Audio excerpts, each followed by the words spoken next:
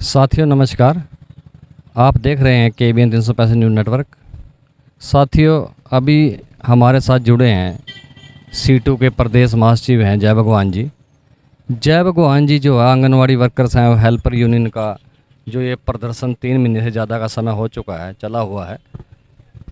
जितनी भी बार मीटिंगें चंडीगढ़ में हुई हैं, हर मीटिंग में शामिल रहे हैं, बातचीत करेंगे, जानेंगे meeting to meeting, point to point. Sir नमस्कार। नमस्कार सर, जो आंगनवाड़ी का प्रदर्शन यहाँ अपनी मांगों को लेकर चला हुआ है, पिछले 3 महीने से ज़्यादा का जो समय हो चुका है और कई दौर की जो मीटिंगें हो चुकी हैं अब तक, चंडीगढ़ में वार्ता हो चुकी है, तो कितने दौर की वार्ता अब तक जो हो चुकी है?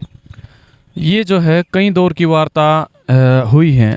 मतलब 2 वार्ताएं तो हैं दिसंबर महीने में और उसके बाद ये 6 वार्ता हैं अभी उसके बाद, और ये कुल मिला के 9 वार्ता हुई हैं। और आज जो है इस आंदोलन को शुरू हुए 104 दिन हो चुके हैं। मतलब 8 दिसंबर से स्टार्ट हुआ था आंदोलन और ये अभी तक जारी है। और हौसला ये है कि आंगनवाड़ी वर्कर हेल्पर्स तमाम बाधाओं को, तमाम संकटों का सामना करते हुए, उसमें आर्थिक संकट भी है, उसमें मतलब ये जो मौसम बदलाव हो रहा है, सर्दी है, गर्मी है, बारिश है, वो सारा मौसम बदलाव जो हुआ है उनके ऊपर से गुजरा है। उन तमाम का मुकाबला करते हुए अभी भी वो आंदोलन में डटी हुई है। ये है स्थिति। 9 वार्ताएं अभी तक हुई है। तो सर बात करें, लास्ट जो वार्ता आपकी हुई है वो 17 मार्च को हुई है, तो किन अधिकारियों से आपकी जो बातचीत हुई है?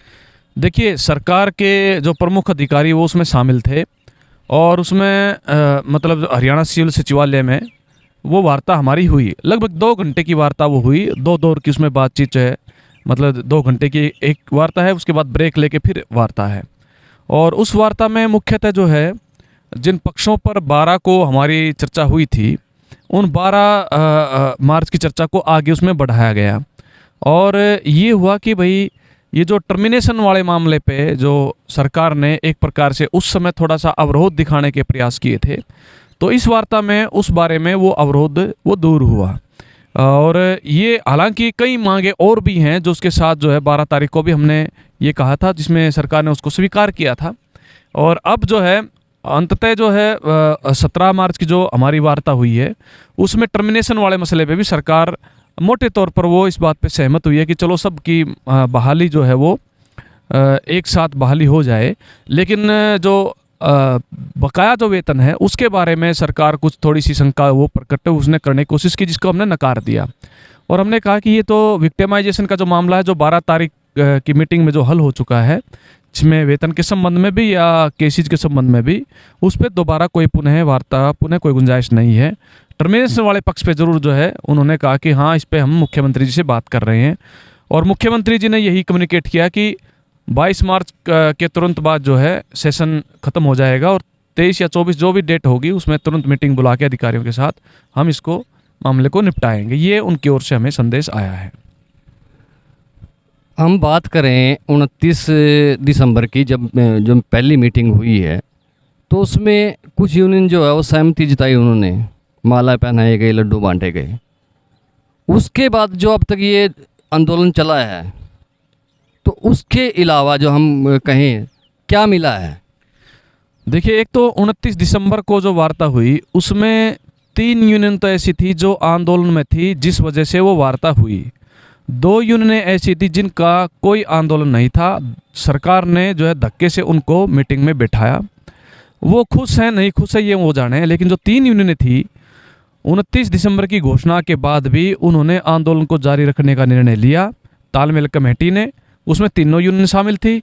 बाद में एक यूनियन जो है उसका नेतृत्व जो है उसने विड्रा कर लिया एक तरीके से, और लेकिन उसका भी बड़ा हिस्सा उसके बावजूद भी डटा रहा आंदोलन में। और बहुत भारी गुस्सा है हरियाणा की 52 हज़ार आंगनवाड़ी वर्कर हेल्पर्स में। वो बेशक किसी दबाव के चलते हुए कुछ घर पे भी बैठ गई या हड़ताल में नहीं है, लेकिन सब में हरियाणा की सरकार के प्रति भारी गुस्सा है। क्योंकि देखिए, दो प्रमुख मांग है जिनको सरकार ने अभी तक भी उसके बारे में अपने क्लियर नहीं किया है। एक मांग तो केंद्र की जो बढ़ोतरी है उसको लेके, उसको अभी भी अटकाना चाहती है सरकार। दूसरा जो है मुख्यमंत्री की जो घोषणा है विधानसभा के अंदर, उसके बारे में है। जहाँ तक है 29 दिसंबर के बाद क्या मिला या उससे पहले क्या मिला, एक तो हम इसको 29 दिसंबर से बाद में और पहले नहीं देखते, हम टोटलिटी में इसको देखते हैं। देखिए, ये जो तालमेल कमेटी आंदोलन में थी उसकी वजह से ही वो जो 1,50,000 रुपये की जो रिटायरमेंट बेनिफिट मिला वो भी उसी की वजह से मिला। इसके अलावा जो 850 रुपये की बढ़ोतरी हुई वो भी उसी की वजह से हुई। इसके अलावा जो भी उस समय जो घोषणाएं हुई वो तालमेल कमेटी के आंदोलन की बदौलत ये वर्कर हेल्पर्स को मिला। उसके बाद जो है देखेंगे 29 दिसंबर के बाद का, उसमें अभी सरकार ने जो नया किया है वो महंगाई भत्ता उसको देने का फैसला सरकार ने किया है, जो मुख्यमंत्री की घोषणा थी विधानसभा के अंदर। दूसरा, उन्होंने कहा कि 3 लाख रुपए एक्स ग्रेशिया, मतलब रिटायरमेंट से पूर्व कोई भी वर्कर हेल्पर किसी भी स्थिति में उसकी अगर डेथ हो जाती है बाय चांस, तो उसके परिवार को विभाग जो है सरकार वो 3 लाख रुपए अदा करेगी। दूसरी मांग ये स्वीकार की है। तो ये 2 प्रमुख मांगे सरकार ने उसके बाद उन्होंने स्वीकार की। तीसरा जो है, जो प्रमोशन वाला मामला था, वर्कर से सुपरवाइजर की जो प्रमोशन है, उसमें पहले एज की कंडीशन, आयु सीमा लगा दी थी 45 साल के बाद उसमें अप्लाई नहीं कर सकते थे। अब वो सीमा उन्होंने, एज की सीमा वो हटा दी सरकार ने। एक ये भी श्योर किया है कि ये जो प्ले वे स्कूलों के नाम पे या कोई भी ऐसा राष्ट्रीय शिक्षा नीति के तहत इनमें कोई हमें मर्ज करने का नहीं है, बल्कि जो पहले से जो आंगनवाड़ी सेंटर चल रहे हैं उन्हीं को प्ले वे स्कूल में एजुकेशन का काम जो है एक प्रमुख काम रहा है पहले भी ICDS के अंदर, और सभी आंगनवाड़ी केंद्र को प्ले वे स्कूल के रूप में तब्दील करने की सरकार ने योजना के बारे में कहा है। और उसमें उन्होंने कहा कि हम स्टेप टू स्टेप आगे बढ़ रहे हैं। ये प्रिंसिपल सेक्रेटरी जो हरियाणा है श्री उमा शंकर जी और विभाग की जो ACS है अनुपमा, उनके नेतृत्व में ये मीटिंग थी, तो उन्होंने सारा ये क्लियर किया कि ऐसे होगा ये। दूसरा, जो मोबाइल फ़ोन का मामला है उसके मामले में उन्होंने कहा कि हम अप्रैल तक जो है 9,000 रुपये वो ई-वाउचर जारी करेंगे अपनी तमाम वर्कर्स को, ताकि वो अपनी पसंद का मोबाइल वो खरीद सके। उसकी पेमेंट 9,000 रुपये की सरकार करेगी। ये वो फ़ोन महंगा खरीद दे, जो भी खरीदे, ये उसकी मर्जी होगी। तो ये उसके बाद की अचीवमेंट है। सर, बात करें महापड़ाव की, 14 फरवरी को जो है करनाल में महापड़ाव डाला गया। प्रदेश स्तर के जो आंगनवाड़ी वर्कर्स हैं, हेल्पर यूनियन के अलावा जो दूसरी यूनियनें हैं, वो लोग भी यहाँ तक पहुँचे। उस समय जो है 3 मुख्य मांगें रखी गई थी, एक्स ग्रेशिया, कुशल अर्धकुशल, 750 1500। क्या कारण रहे कि जय भगवान जी को अपना जो कदम पीछे हटाना पड़ा? देखिए, ना तो हमने कदम पीछे हटाया है, एक्स ग्रेशिया मिल गया उसमें से, कुशल अर्धकुशल के रूप में जो महंगाई भत्ता है वो मिल गया। अब सवाल ये है कि ये जो 1500 750 वाला जो मसला है, इस पे एक तरीके से लकीर हमने भी खींची हुई है और सरकार ने भी खींची हुई है। सरकार उससे आगे नहीं बढ़ना चाहती। सरकार कहती है हम उसमें से 850 दे चुके हैं और बाकी भी हम दे देंगे। लेकिन अभी जो है, क्योंकि मुख्यमंत्री ने स्वयं जो है, जो नहीं बनाना चाहिए उनको ये मसला, उन्होंने अपनी जो है उसका प्रश्न, प्रतिष्ठा का सवाल इस पर बना लिया है।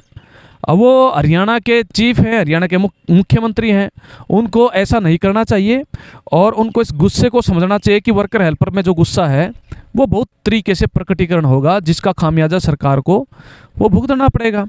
और आज भी हमारी वो मांग स्टैंड करती है, हम उस पर रखे हुए हैं। लेकिन हम ये समझते हैं कि तमाम मसलों का अगर कोई सकारात्मक दिशा बनती है, उसका समाधान निकलने की कोशिश होती है, तो इस मसले का भी हल निश्चित तौर पे ज़रूर निकलेगा। कोई कदम वापस हटाने का मामला नहीं है। परिस्थितिवश जो है कई चीज़ें कई बार जब वो अड़ जाती हैं तो एक दूसरे पक्ष को, दोनों पक्षों को ही अपनी जगह से थोड़ा बहुत इधर उधर होना पड़ता है। सरकार भी इधर हुई है, उसने भी कुछ चीज़ों को स्वीकार किया है और हमने भी थोड़ा सा विद प्रोटेस्ट हम इस बात को अभी भी मांग को रखे हुए हैं।